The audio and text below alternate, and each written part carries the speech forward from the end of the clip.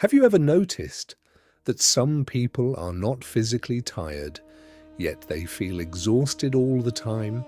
They wake up without energy, without excitement, without direction. Simple tasks feel heavy. Even things they once cared about begin to feel meaningless, and slowly they start calling themselves lazy. But what if that is not the real problem? What if the mind is not weak, just lost? Look carefully at modern life. Most people are constantly distracted, but deeply empty inside.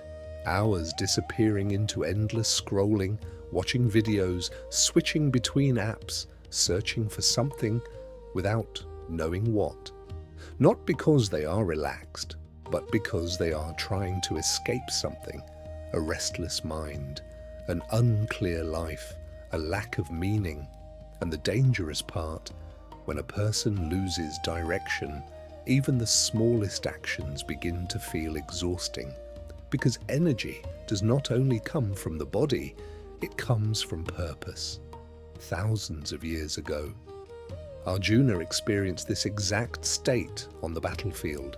His body was strong, his training was unmatched, but his mind had completely collapsed. He lost clarity, lost direction, lost the will to move.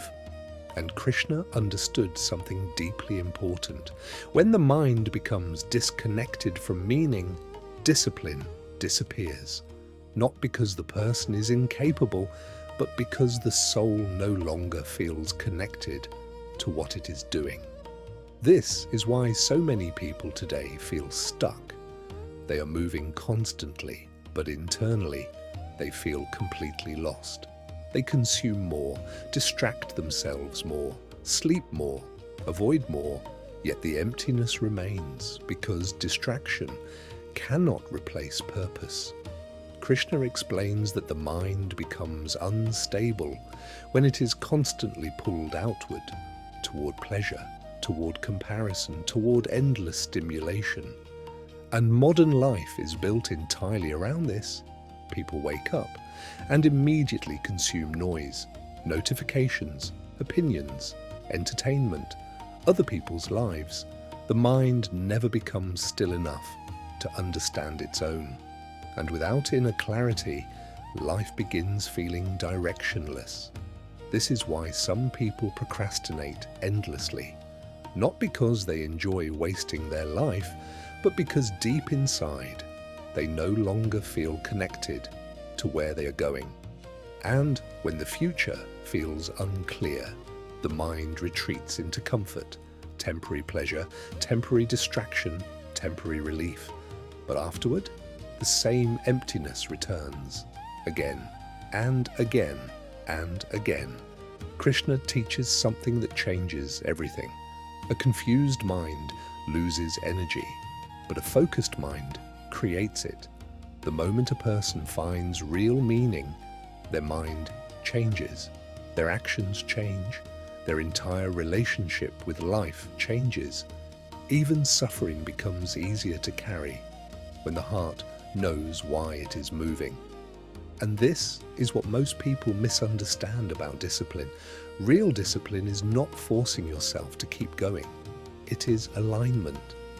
When your mind, your actions, and your purpose begin moving in the same direction, that is when energy returns, clarity returns, life returns. But to reach that state, a person must first become honest with themselves. Are you truly lazy? Or have you simply spent years disconnected from meaning, from purpose, from inner clarity? Because there is a difference, a massive difference. Krishna did not teach people to escape life. He taught them to act with awareness, to stop being controlled by distraction, to stop living on the surface, to reconnect with something deeper within themselves. Because the moment a person finds inner direction, their entire life begins to shift. The mind becomes lighter. The future feels clearer. Even small actions stop feeling impossible. So before you call yourself lazy, Ask yourself honestly, what am I actually living for? Because a person with meaning can endure almost anything, but a person without direction slowly loses themselves. And perhaps that is the real crisis of modern life, not laziness, lost direction. If this resonated with you, share it with someone who needs to hear it today. And if you want to go deeper into Krishna's wisdom, subscribe and stay connected. Every week, we go further into these ancient teachings and what they mean for your life right now. I will see you in the next one. Hari Om.